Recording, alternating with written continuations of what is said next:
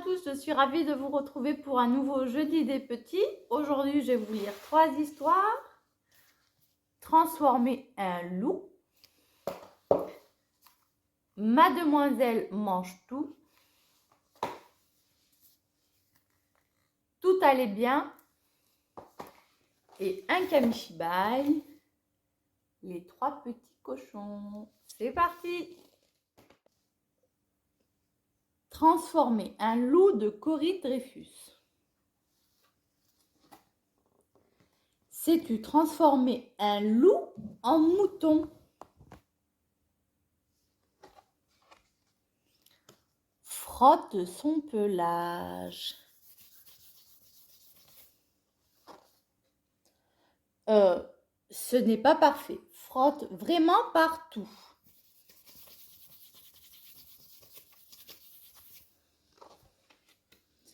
Mais non, pas sur la tête. Frotte bien son dos.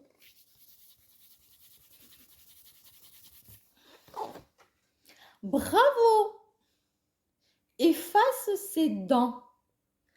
Attention, ne te fais pas mordre.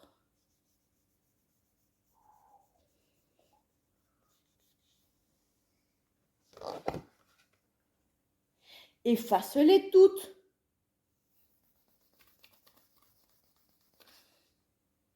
Touche ses oreilles.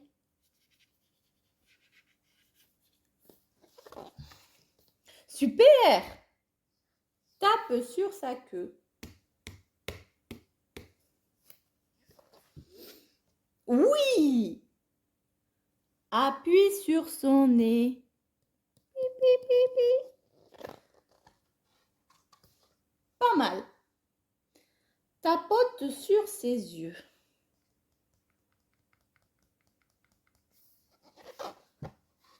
Magnifique! C'est un très beau mouton.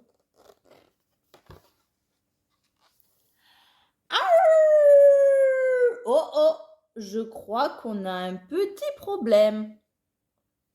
S'il te plaît, peux-tu lui apprendre à beuler?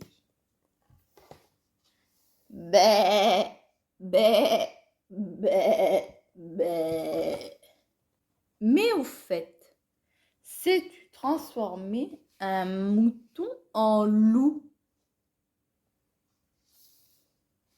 Mademoiselle mange tout de Nicolas Caudron et Julie Colombet.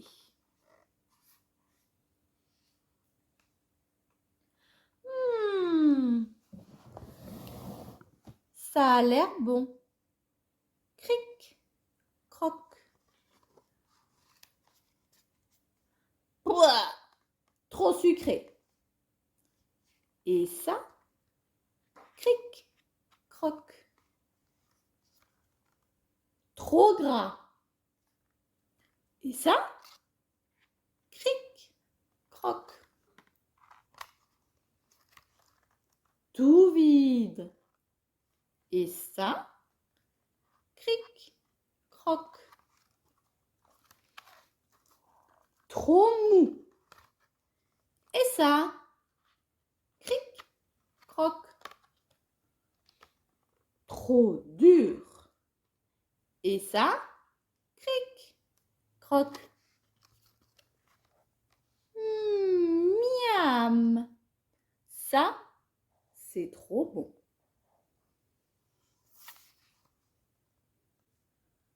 Tout allait bien de Franck Prévost.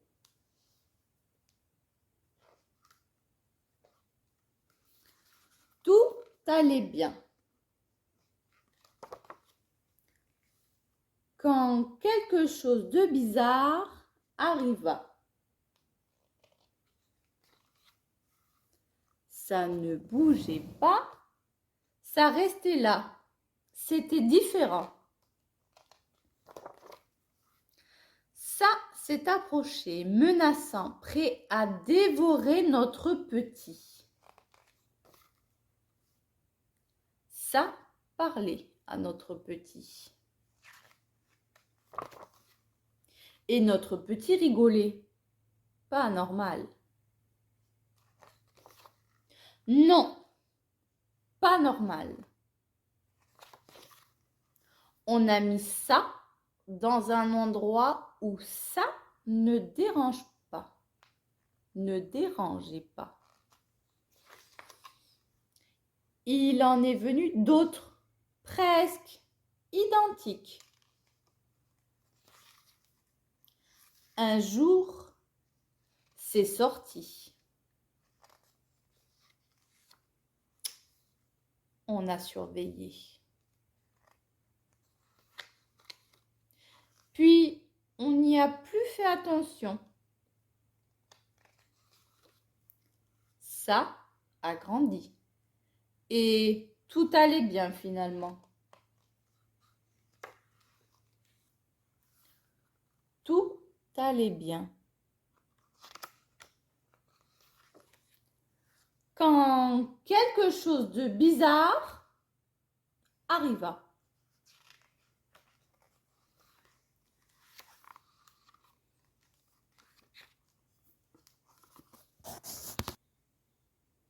Les trois petits cochons. Il était une fois une gentille maman cochon très attentionnée. Un beau jour, elle se rendit compte que ces trois petits cochons étaient devenus grands et qu'il n'y avait plus assez de place pour eux dans la maison. Alors, elle les laissa partir sur la grande route de la vie. Ils allaient maintenant devoir se débrouiller tout seuls. Le premier cochon trouva sur son chemin un gros tas de paille. « Oh, chic alors !» fit-il tout heureux. « Avec ce tas de paille, je vais pouvoir me construire une jolie petite maison. » Le deuxième petit cochon, lui, trouva un gros tas de branchages. « Sûr que ce tas de branchages, ça pourrait me faire une cabane magnifique !» s'écria-t-il avec joie. Le troisième petit cochon, lui, tomba sur un amas gigantesque de pierres de taille. « Eh bien, avec ce tas de pierres, observa-t-il avec satisfaction, je vais pouvoir me construire une maison bien solide. » Ils s'engagèrent tous les trois dans leurs travaux de construction. Le premier petit cochon bricola rapidement sa maison de paille, puis il partit se dorer la pilule dans un champ. Le deuxième petit cochon, lui aussi, assembla à la hâte son cabanon de branchages. « Ça ira bien comme ça, je pourrai me mettre à l'ombre, et tous les jours de pluie, il n'y aura aucune fuite à l'intérieur, » fit-il en examinant d'un air satisfait son ouvrage. Dès qu'ils en eurent fini, les deux premiers petits cochons se donnèrent du bon temps, tandis que leur frère, le troisième petit cochon, continua de transporter infatigablement les pierres pour sa propre maison. « Allons donc, frérot, c'est vraiment bête de te donner tant de peine, » s'esclaffèrent les deux petits cochons paresseux en s'adressant à leur frère qui s'activait. « Laisse donc ces pierres, construis ta maison avec de la paille ou du bois, comme nous. Elle sera terminée beaucoup plus vite et il te restera du temps pour danser, pour t'amuser. » Mais celui-ci ne les écoutait pas. « Un jour viendra, leur répondit-il, où vous comprendrez pourquoi une maison, il faut la construire en pierre. » Les deux frères se firent un signe de dédain. Sans même l'écouter, ils continuaient à faire la fête. Un jour, un méchant loup affamé vint à passer dans les environs. Il sentit aussitôt une bonne odeur de petits cochons et prit la direction de la maison de paille. « Laisse-moi entrer, petit cochon, lança-t-il de l'extérieur d'une voix toute mielleuse. Je t'ai apporté... » Un jour, un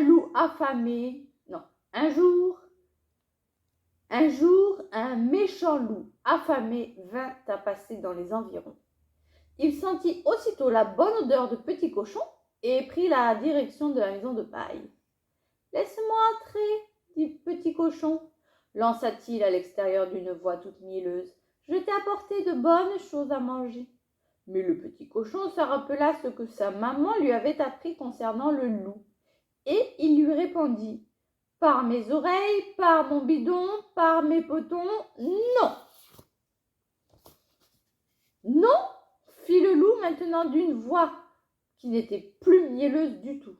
Alors je vais souffler et je vais tout casser. Ta maison va s'écrouler, vociféra-t-il. Et il se mit à souffler, à tout casser, tout en trépignant de colère. En moins de temps qu'il ne faut pour le dire, la maison de paille s'écroula. Le petit cochon arriva tout juste à prendre la fuite et courut jusqu'à la maison construite par son frère avec des branchages. Le lendemain, le méchant loup vint à rôder autour de la maison de branchage. « Laisse-moi entrer, petit cochon. »« Laissez-moi entrer, petit cochon, lança-t-il devant la porte. Je sais que vous êtes tous les deux. Allez. » Le lendemain, le méchant loup vint rôder autour de la maison de branchage. « Laissez-moi rentrer, petit cochon, lança-t-il devant la porte. Je sais que vous êtes tous les deux à l'intérieur. » Les deux petits cochons échangèrent un regard. « Par nos oreilles, par notre bidon, par nos petons, non !» lui crièrent-ils. « Non !»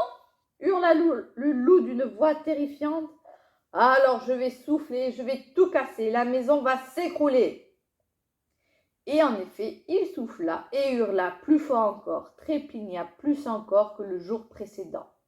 La maison de branchage s'écroula elle aussi, et les deux petits cochons arrivèrent tout juste à prendre la fuite, courant tous les deux jusqu'à la maison du troisième frère, la maison de Pierre.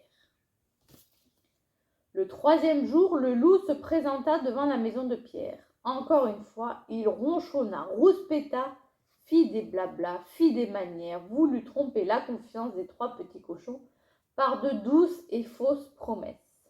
Ils ne cédèrent pas, bien sûr. Pas plus cette fois-ci. Le loup se mit alors à souffler, à pousser des hurlements, à trépigner. Rien ne se passa. Il s'arc-bouta contre les murs, mais ils ne bougèrent pas d'un centimètre. La colère montait en lui. Ce ne sont quand même pas trois petits cochons, il dit finalement, fous de rage, qui vont se montrer plus malins que moi. Il dénicha une échelle pour grimper sur le toit. Je vais me frayer un passage, gronda le loup, plein de rage, en me laissant glisser le long de la cheminée, et je vais les dévorer tous les trois d'un seul coup. C'était sans compter sur le troisième petit cochon, lui qui savait très bien pourquoi il fallait bâtir sa maison avec des pierres de taille et non pas avec de la paille ou avec des branchages. Il avait toujours, lui, trois pensées d'avance sur le méchant loup. Il plaça donc sur le feu une grande marmite pleine d'eau, juste au-dessus du conduit de cheminée.